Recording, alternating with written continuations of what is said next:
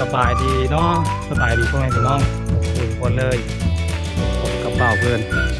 เสียงโมจ่อยๆเป่าเพื่อนมีหุ่นล่าหุ่นหยางพี่น้องเนาะนี่เพื่อนกับมาเล่นน้องๆดูจีบ่ได้มาหาน้องโดดแล้วหลายๆคนจะเห็นแต่มุมของน้องที่น้องแต่งตัวธรรมดาแต่วันนี้เพื่อนสิไปขอให้น้องใส่สุดมุ้งให้เบิ่งก่อนว่าน้องใส่สุดมุ้งแล้วสีงามสั่นใดนี่เนาะมือฟ้ามือฝนก็มาตลอดเลยปูหน่วยนี่สิมักโดดเอาขี้เมฆกับปวดจักกับเพิ่นอะไรมันมีแต่ฝนบ่ได้เห็นบ่มีแต่บอดนี้ต้องมีฝนเลย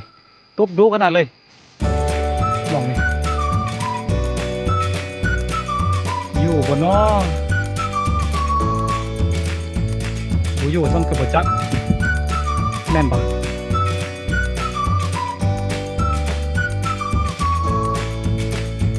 แม่นบอกเปิดตรงยังเปิดสปอร์ตโบแม่นตีโอ้เหนื่อย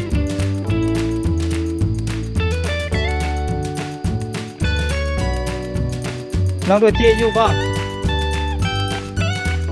ดูจีเอ้ย เรียกว่าอยู่สัตว์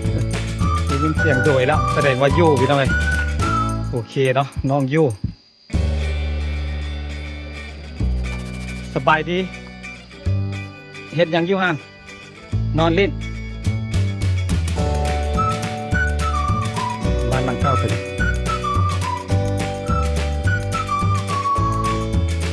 โอ้ถือพายุด้วยเนาะแตกเลยกับเบื้อง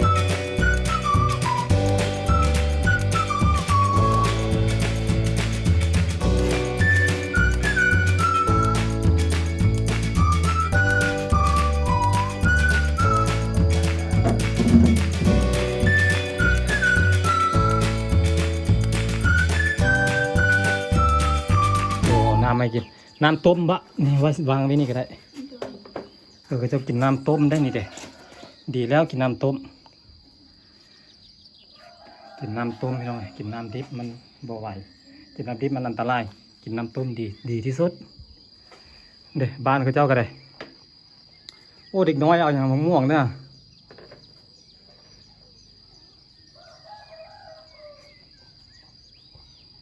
ภูเขาอ้อมหมู่บ้านเลยพี่น้องไงมึงนี่ภูหลังนี้พานี้กับภูเขาอ้อมเลยนะอ้อมหมู่บ้านนี่โอเคเนาะพี่น้องบ่าวเพื่อนให้น้องโดจีเพื่อนจะไปใส่สุดมุ้งให้บ่าวเพื่อนเบิ้งเมื่อนั้นบ่าวเพื่อนก็ตั้งใจมาถ่ายงึดน้องนั่นแหละแต่ว่าน้องบ่ได้ไปบ่ทันไปบ่ฮอดก็เลยได้ถ่ายแต่4 สาวปกตินัดกันไป6 สาวก็ได้มื้อน่ะนี่มื้อนี้บ่าวเพื่อนมาหาน้องอยู่เฮือนแล้วก็สิถ่ายรูปให้น้องแล้วก็สิส่งให้น้องนำเดี๋ยวน้องกำลังแต่งตัวอยู่เนาะเดี๋ยวเฮาสิเข้าไปเบิ่งน้องแต่งตัวกันโอ้โหนี่เลยหลังบ้านของน้องอันนี้ก็เป็นหลังบ้านนะนี่ก็สิเป็นภูอีกได้พี่น้องได้ทางหลังบ้านนี่ก็มีแต่ภูแต่ดอยได้อ้อมฮอบไปด้วยภูเขาเส้นทางที่เบาเพิ่นมากก็เรียบตามแคมน้ำเนาะตามแคมภูเลี้ยงเป็ดเลี้ยงไก่งวงนำเนาะมีเบ้น้ำโอ้โคกเบ้ตัวน่ะโอ้ก็เรียกว่าตุ๊บก็เรียกว่าเที่ยงไว้นั่งศาลาไว้นั่งเย็นแต่แท้เราโคกเบ้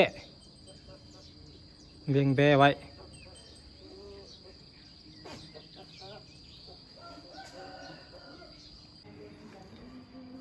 นี่เลยโอ้เป็นกระโปรงเนาะเป็นส้มผมมีเนาะของเจ้าเนาะมีแต่ตัวเป็นกระโปรงแต่นุ่งตัวเป็นกระโปรงเอาตัวเป็นส้มก็มีเสื้อเราเป็นตัวเดียวกัน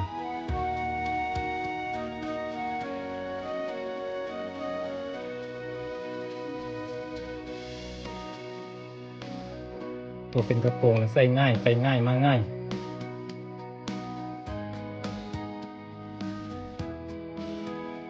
แต่ว่าเมื่องานแต่งเขาเจ้าใส่เป็นส้มเนาะเขาเจ้าสิบ่ใส่เป็นตัวกระโปรงได้ให้เห็นส่วนลายเขาเจ้าสิใส่เป็นตัวเป็นส้มใส่ตัวเป็นกระโปรงนี่เวลาใส่แล้วเต้นมันหูทางเต้นเนาะ เวลาเต้นเพลงมุง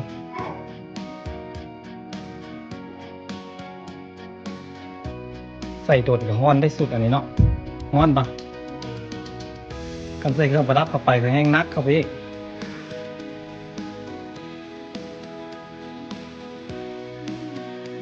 เนาะนามสกุลเล่าเรียบร้อยโอ้โหงามขนาดเลย พอเหงื่อเต็มหน้า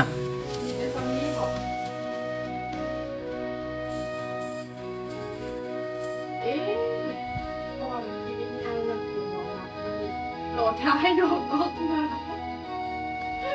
โหลดถึงม้วน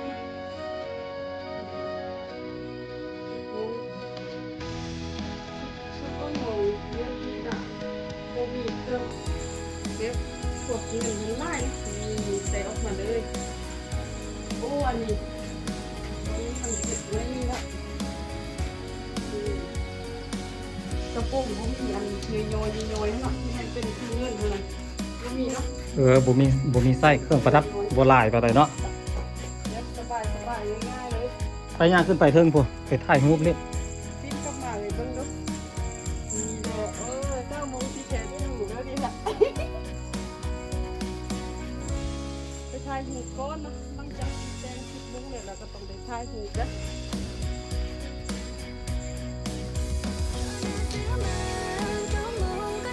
เป็นตาแพงเนาะสิได้น้องปัดซี่บ่ได้มานำถ้าน้องปัดซี่มานำก็สิเป็นคู่กันเลยได้ชุดรวมเท่าเลยครับเป็นคู่กันเลยคู่ขึ้นไปย่อยไปจอมคู่ตัวนี้นี่ก็จะคู่กันมากมันต้น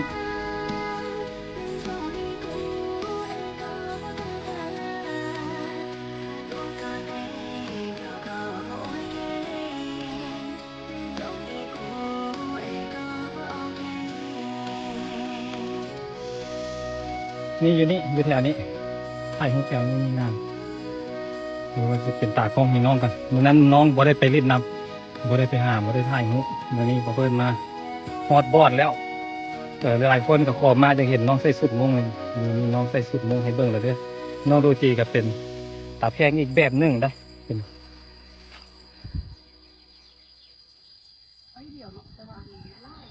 ไล่ที่มันไปแบบนี้เต็มเลยปกติที่นี่ตัวเส้นน้อยเส้น โอเคเนาะตอนนี้เพื่อนอยู่กับน้องดัวจีเนาะน้องดัวจีนามสกุลเล่าเนาะนามสกุลเล่าเป็นน้องนามสกุลเดียวกับน้องปัสซีเสียดายบริเหตุน้องปัสซีบริมาน้องปัสซีไปในเมืองกับพ่อแม่บสันเกษียณเขาจะเป็นคู่กันได้เขาจะเป็นพี่น้องกันลูกอ้ายลูกน้องพ่อน้องดัวจีเป็นอ้ายพ่อน้องปัสซีเป็นน้องมันบะเป็นลูกอ้ายลูกน้องเป็นไงน้องดัวจีอายุจักปีแล้วน้องดัวจีอายุจักปีละ14 ปีเนาะโอเคน้องดัวจีอายุ14 ปีเฮียนห้องใดมสาม เฮียนห้องม.3เนาะเสียงแล้วล่ะเนาะโดยแต่ว่าไปเบิ่งรายชื่อไปเบิ่งแล้วไปเบิ่งอีกก็ยังบ่เห็นคือเก่าเนาะอาจารย์บอกว่าเฮียนมื้อนั้นก็พากันไปเบิ่งรายชื่อก็ค้างอยู่เที่ยงให้เที่ยงหน้าก็เจ้าฝนตกพี่น้องเอ้ยกลับบ้านบ่ได้นี่เลยสุดของน้องดัวจีอันนี้เป็นทั้งหมดนี้ราคาประมาณเท่าไหร่นี่น้องดัวจี ล้าน ประมาณล้านปลายเนาะ โดย ประมาณล้านปลายอันนี้ยังเครื่องประดับยังบ่ได้เต็มด้วยนี่ถ้าเครื่องประดับเต็มนี่สิมีอันตัวน้ำใส่แอลน้ำเนาะใส่แอลน้ำแล้วก็มีตัวน้ำแขนพร้อมแม่นบะ โดย มันมีหลายเนาะเครื่องประดับเผาอันสุดมงเนาะมีหลายอยู่ได้เนาะมีหลายแบบแล้วก็น้องมีแต่อันนี้นี่เป็นอันแม่ซื้อให้บ่สุดนี่หรือผู้ใดซื้อให้ แม่ซื้อให้ แม่ซื้อให้อ๋ออันนี้เป็นสุดของแม่น้องซื้อให้ต้องมีเนาะเผ่ามงต้องมีถ้าเกิดว่าเป็นสาวถ้าเกิดว่าคนที่มีเงินแน่ก็เด็กตอนยังน้อยกับพ่อแม่ก็สิซื้อให้แต่ส่วนหลายถ้าคนบ่มีเงินก็จะบ่ซื้อให้ตอนยังน้อยเอาไว้ให้เป็นสาวบัดเดียวจึงซื้อให้เนาะเพราะว่าของมันต้องมีพี่น้องเกิดว่าน้องเอาลูกเอาผัวไปหรือว่าแต่งดองแต่งงานไปก็ต้องได้ใส่สุดมงก็ต้องได้ใส่สุดของเฮาเองแล้วก็หลังจากที่เฮาแต่งดองแล้วสุดมงนี่เฮาก็เอาไปนำเป็นบ่สุดของเฮา โดย เอาไปนำเลยเนาะอันนี้เป็นที่ดินของน้องโรจีเนาะที่ดินของน้องโรจีทางรูปนี่ก็จะเป็นเฮือนกับเป็นอ้ายของน้องเลี้ยงพ่อเลี้ยงแม่ส่วนหลายลูกผู้ชายสิเลี้ยงพ่อแม่เนาะเลี้ยงพ่อแม่แล้วก็เอาเมียมาแล้วก็มาเลี้ยงพ่อเลี้ยงแม่อยู่น้ำพ่อน้ำแม่เด่นตอนนี้ก็สิเป็นเด่นของน้องโรจีถ้าพูดน้องโรจีเอาผัวก็เด่นตอนนี้ก็สิเป็นของน้องโรจีกับผัวไปเลย บ่ยอกเด้อบ่แม่นเด้อพี่น้องที่จริงแล้วบ่แม่นเนาะน้องโรจีต้องไปอยู่น้ำผัวเนาะ โดย อันนี้กับป้าให้อ้ายมีจักคนอ้ายจ้าฮะ มี2 คน คนหนึ่งเอาเมียแล้วเอาเมียมา2แล้วปะ บ่ อีกคนหนึงเรายังบ่เอา โดย แสดงว่าดินตอนนี้ต้องให้อีกคนให้คนนั้นเนาะ โดย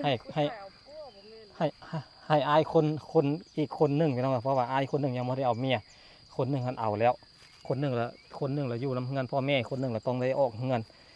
แต่ก็อยู่ใกล้ๆกันนี่แต่ว่าผู้หญิงต้องได้ออกไปอยู่น้ำผัวเนาะแล้วแต่ว่าผัวสิพาไปอยู่ใส่บัดนี้สิไปตกสิใดเนาะน้องโดจี สิไปตกอยู่มุมใดเจใดยังบ่ฮู้อนาคตนะเป็นเรื่องของอนาคตบ่แน่บ่นอนอยู่ใส่ก็อยู่ได้ ขอเพียงแต่ว่ามีเจ้าอยู่นำก็พอแล้วนะ อยู่กับคนของใจอยู่ใส่ก็อยู่ได้พี่น้องอยู่ใส่ก็มีความสุขคือเจ้าว่านั่นแหละ กินยังกะเซ่ กินอย่างกระแซ่บน้ำต้มพักกะหวาน พอเดินหน้า และ ไป และ น้ำตาลข้ม พอนานๆไปน้ำตาลก็กลายเป็นขม คนเฮาก็สิเป็นแบบนั้นอย่างก็ขอให้น้องไปพบเจอในทิศทางที่ดีอยู่เพื่อนก็ได้ขอให้ได้คู่ชีวิตที่ดีเนาะแต่ก็ยังบ่ได้พร้อมยังบ่ได้ฟ้าวหรอวะ บ่ ยังบ่ฟ้าวเนาะยังใจเย็นๆยังเฮียนก่อนเนาะยังเฮียนไปเรื่อยๆซะก่อนแต่ก็มีคุยมีอย่างแน่เป็นบางช่วงบางเวลาตามภาษาของวัยรุ่น แต่ว่าเรื่องตัดสินใจสิเอาสิบ่เอานั่นก็เป็นความตัดสินใจของเราคือเก่าหั่นแหละแต่ก็ขึ้นกับเราว่าเราสิเลือกทางใดดี แต่ว่าในใจเจ้าเรายังบ่ฟ้าวเนาะ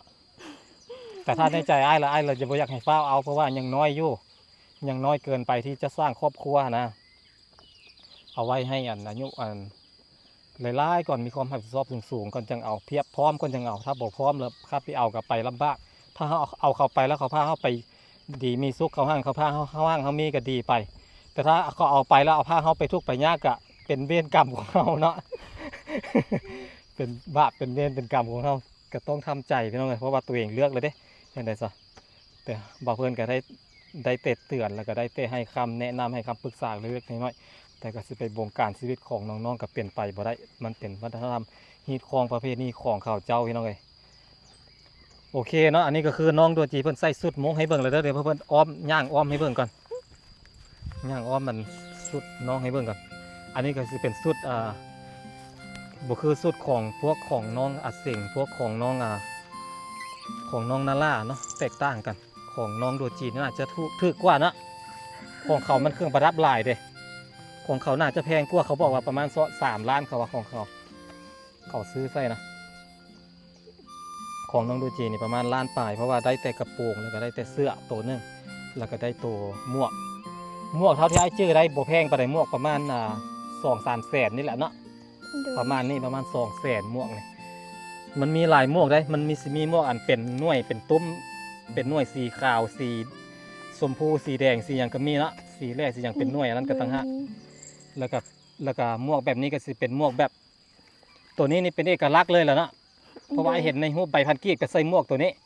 แม่นปะ แม่น เผ่ามงระหว่างหูน้ำฮูบเงินอันใบพันกีบนะ หู เผ่ามงก็จะใส่หมวกตัวนี้น้ำหมวกตัวนี้น่าจะเป็นหมวกดั้งเดิมหมวกเป็นเอกลักษณ์ของเผ่ามงก็จะเลยนี่เด้ขออนุญาตเด้อ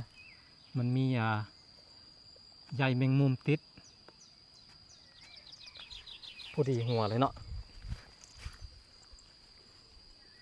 โอเคเนาะพี่น้องเนาะอันนี้ก็เป็นสุดมงที่น้องดัวจีใส่มาเพื่อนเบิ่งเล็กๆน้อยๆที่ว่าเพื่อนเอามาต้มนะฝากเดี๋ยวว่าเพื่อนจะถ่ายรูปให้น้องแล้วก็ถ่ายวิดีโอน้องอยากเล่นติ๊กต็อกหรือว่าถ่ายคลิปเป็นคลิปเป็นอย่างไรว่าเพื่อนจะถ่ายให้ต้นอ้อยฟางหรือต้นข้าวฟางอันนี้ อ้อยฝ่า อ้อย อ้อยฟางแต่ บ่ บ่แม่นหรอเป็นผู้ได้ฟุก โอ้ใส่หลายขนาดเลย โอ้ตัวตี โอ้ ใคร น้องดัวจีแหละเป็นคนปลูกเนี่ย ใช่ให้เอื้อยไผผู้ใดแล้วนั่นนี่ ขี้คร้านหลายก็เลยใส่หลายเนาะบ่แม่นได้ที่จริงแล้วมันต้องใส่หลายแบบนี้อยู่แล้ว แนวมันเนาะแนวมันต้องใส่หลายนี่เด้เบื้องต้นนี้นี่เอาเพื่อนเหยียบไปทีนึงเอาเพื่อนบุ้งหูจนเหยียบแล้วจังหิ้วว่ามีอันนี้มีต้นอันนี้นี่บ่ได้แม่นหญ้าเด้นี่น้องเด้ต้นข้าวนี่ต้นอ้อยฟางเด้นี่ข้าวฟางนี่ข้าวฟางเด้นี่ ใส่ไม่เปิดท้ายนะเดี๋ยวพี่น้อง